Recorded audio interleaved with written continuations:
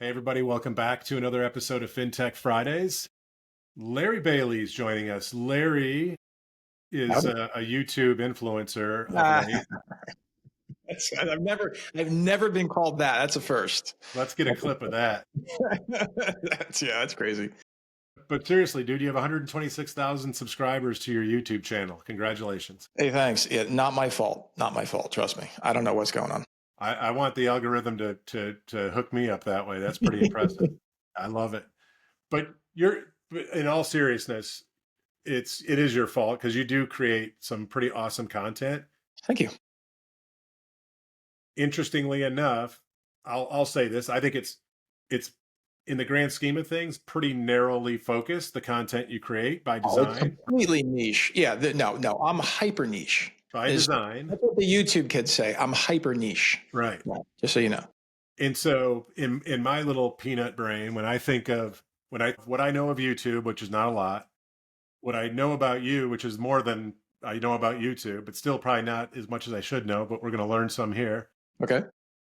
And then I think about, again, my little world where I'm trying to get eyeballs from probably a lot of the same people that in my mind you've already got the eyeballs on and on YouTube. It's like, what did you do? How did you blow up like that? So, quick note, right? I started recording videos on YouTube in 2011. That was when I worked for Ellie Mae at the time, and I was an implementation project manager, and I was truthfully just tired of answering the same question over and over and over again. And so I said I developed an entire plan. I actually developed it and showed it to Jonathan Core at the time, and it never went anywhere because I left the company. But basically, I created a scheme to say, listen, you go and watch these videos. And when we have our hour a day or whatever it was a day, hour a week, or whatever we were doing at the time, you've already learned all the stuff from me that you need to know. And now we can get into doing work, right? Right. Now I can, because if I spend time with you just to teach you the vernacular of what I need you to know, we've already wasted our time. And it's more useful to get work done instead of just talking about the work usually. So fast forward now, 13 years later, I took off all those old YouTube, because literally, Brian, I had people watching like version 8 of Encompass, and they're like, I never knew Encompass could do that. And I'm like, dude, that's like 12 years old. Please stop watching. So from a YouTube perspective, that was a stupid move. I should have kept it on there forever. Like, what do I care? It's just Right. eyeballs, right? But I'm always worried about people getting the right information, which is why I do what I do. So yeah, I'm hyper niche, and I've got 300 videos on my channel right now. A lot of those are from the weekly podcast that we do at mortgage.community. So every Tuesday at 4 o'clock, we get together. It's an open topic. This week's topic was automated underwriting without using third-party tech. Yeah. So that was pretty cool.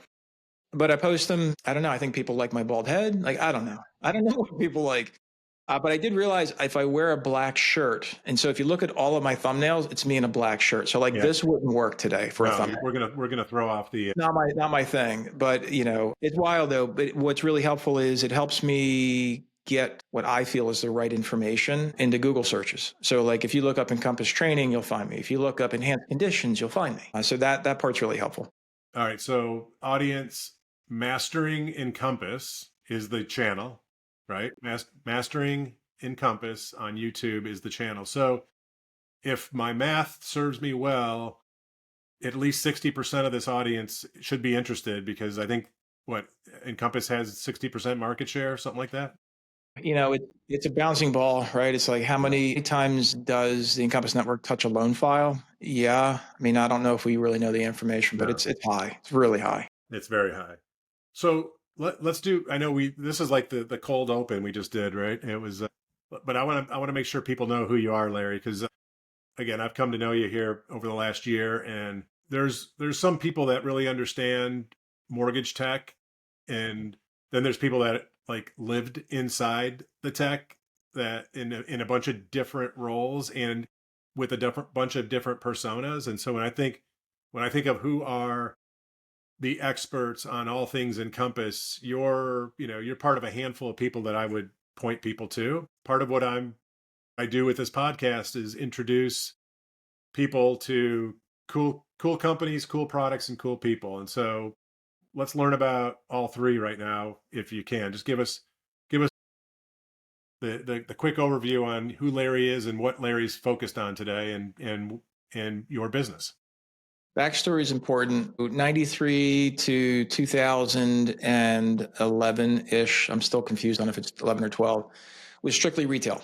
All right, that's all I did. I did loan officer, processor, underwriter, closer, owned a mortgage company, built an AMC, built a title agency, did everything I could under the sun. And then I got tired of the mortgage industry. And so I called up Ellie Mae and I said, hey, are you guys hiring? So went to work there. And that's when I started my technology ride. And that's where I feel most comfortable is helping companies understand how to apply the best possible workflow against the technology that they're using or that they should use.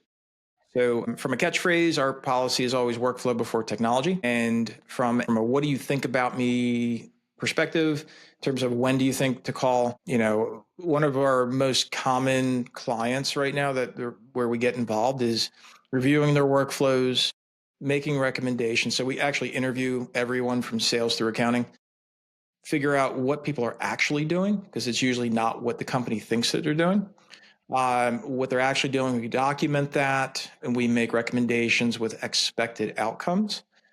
Make sure companies, if they're using Encompass, make sure they understand what's currently available, because their admins may not be aware of it, right? You can't know what you don't know. And then what we recently added is actually documenting the workflow, like literally a document with swim lanes and charts, things that companies never have.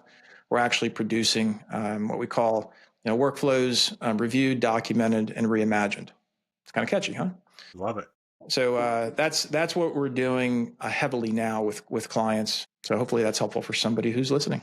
And that's under Mortgage Workflow Partners, right? Under Mortgage Workflow Yeah. Partners, yeah. So that company was created intentionally to not include technology, because there's plenty of great technologists out there. I've always found the bigger problem is people not knowing their workflow, Or and knowing it and having not having documented it.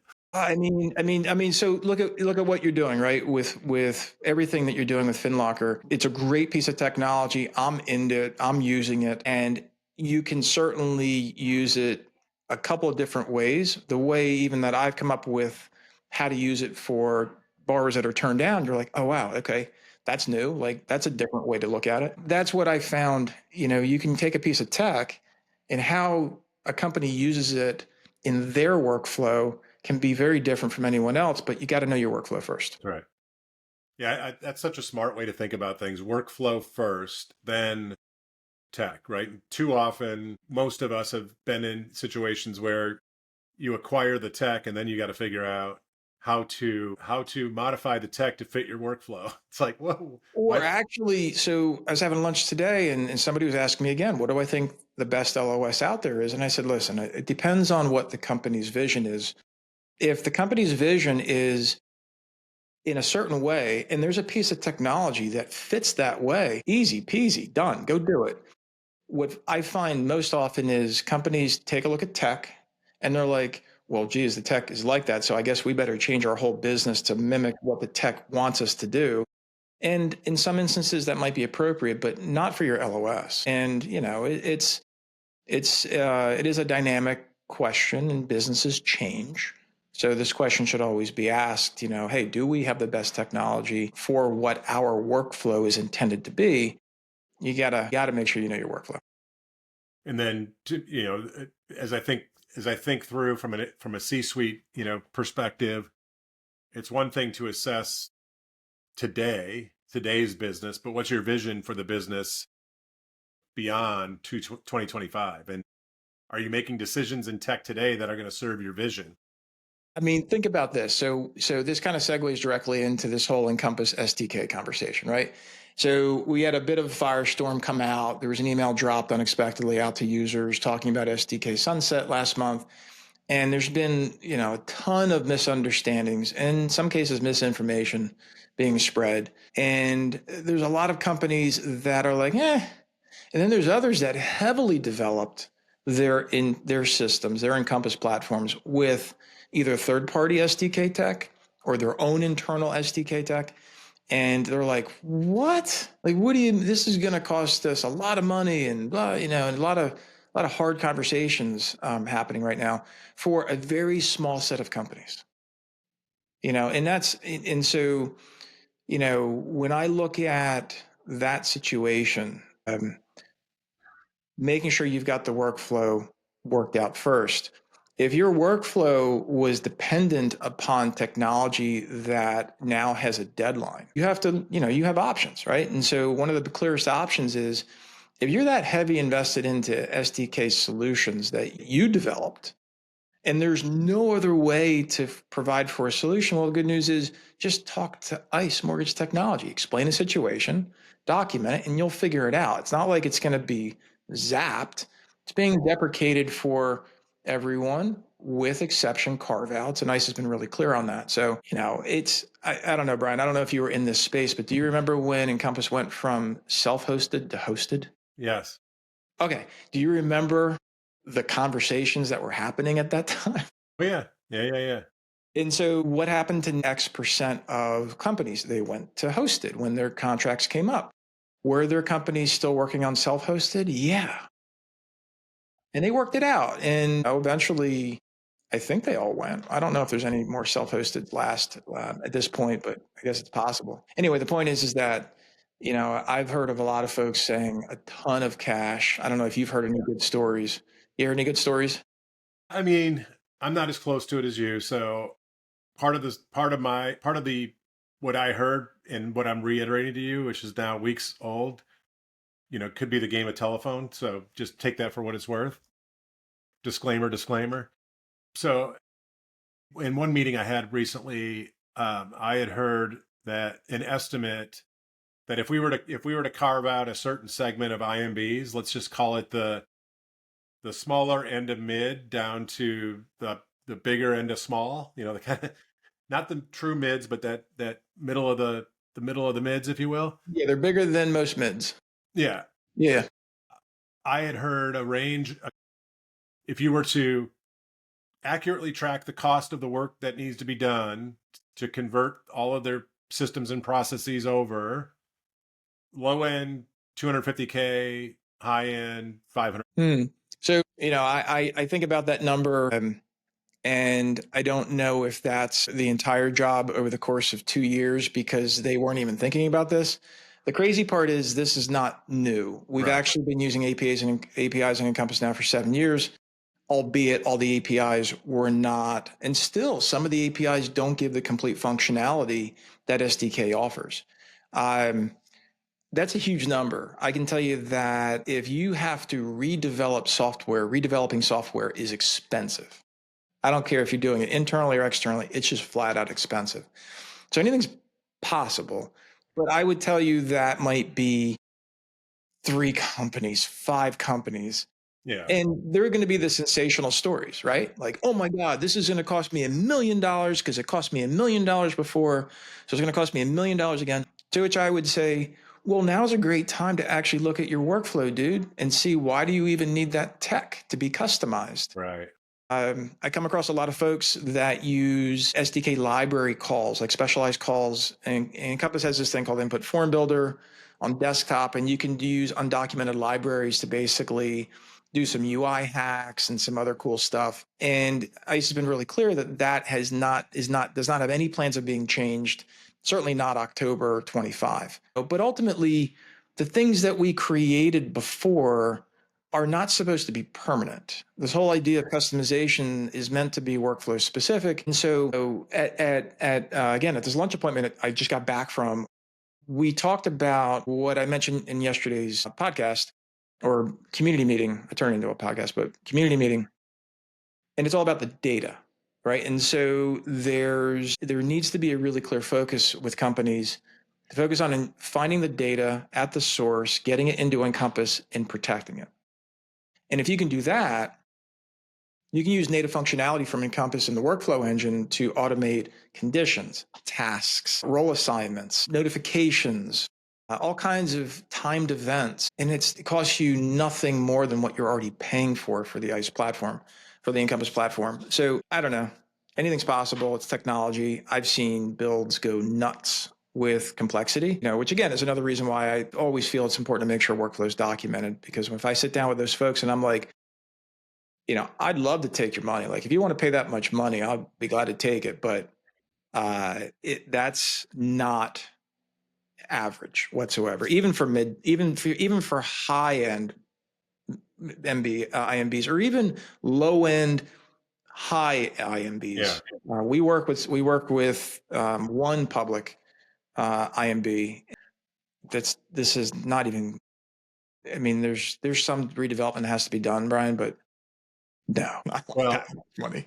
so it could be that, and I just thought about this. If we think about October 2024 when we're recording, and we know what our industry's been through for the last 18 months, and we know what just about every company in our industry has had to do, and the decisions they've had to make from a staffing perspective. From your seat, I assume it's safe to say that if a company 36 months ago had 10 Encompass admins, today they might have five. I mean, No, is they that a probably have fair? two. They probably have two, Yeah, honestly. thank you. Thank you. Yeah, they probably have two. And it's an interesting situation. You mentioned, I think you mentioned Mastering Encompass. So that's our training platform. And what I've seen happen right now is there's more companies realizing that the necessity for Encompass administrators is a little bit less right now, because again, there's more in support right now than there is in creating something new rules, new this, new that. So I don't, it's I think there was a little bit of a bubble. If I took you back in time to 2013, an average company had one Encompass admin, getting paid like $80,000 a year, kind of a thing. And then in the go time, it ballooned up to where we had one, but now we need three. And the reason why we need three is for support issues, because we didn't really have our workflow documented and users are getting stuck. And by the way, there's no real training. So people are just kind of doing what they think. And so you had this bubble come up of admins for Encompass and customizations. And obviously with the downturn, that popped.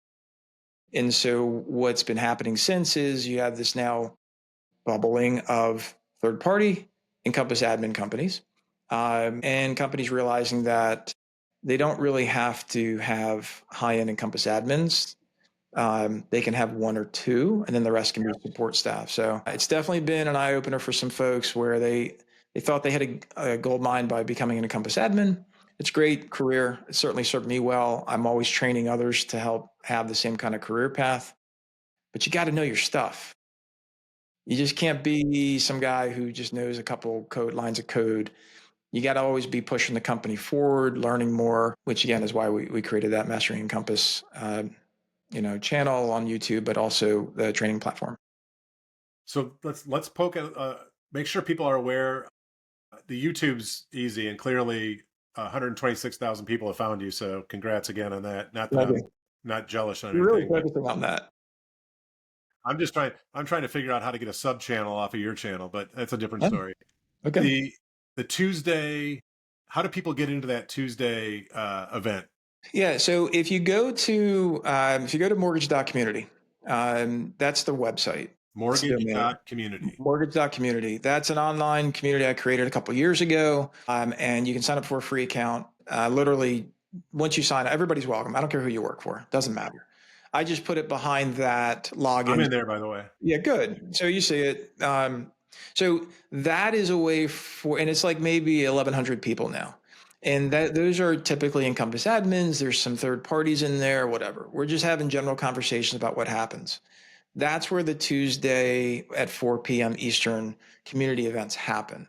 And that's where we post some replays, because some people can't get to YouTube. Like some companies block YouTube. If you're, 1,100 people, 126,000, I'm going to ride the YouTube algorithm for as long as it'll keep me going, to make sure that people can find the information, because what do people do? They Google.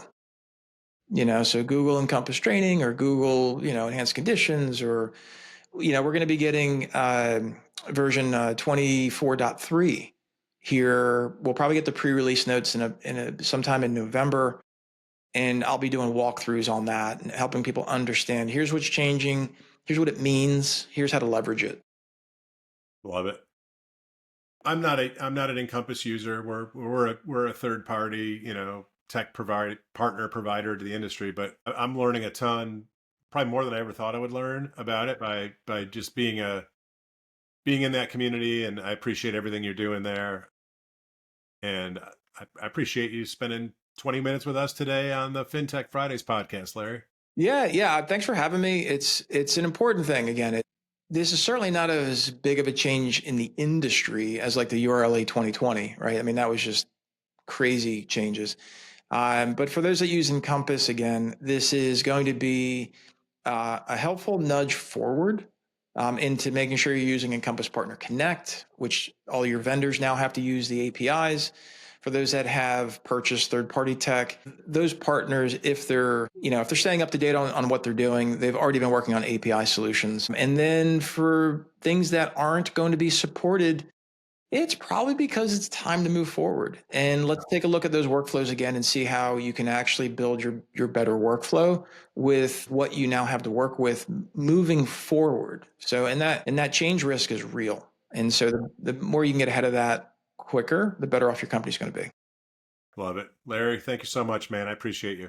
Brian, thanks for having me. And for everybody, I'm telling you right now, check out over FinLocker, and you've got the new piece that's directly for loan officers too, and yeah, yeah, exactly. And so I'm telling you right now that I loved it when I first saw it, and I'm being very sincere about that. It was an easy thing for me to figure out how to leverage that and to find more opportunities. So kudos to you and FinLocker, Brian, for pushing that out. I appreciate you, brother. Everybody, thanks for joining our FinTech Friday podcast. See you in 2 weeks. See you there.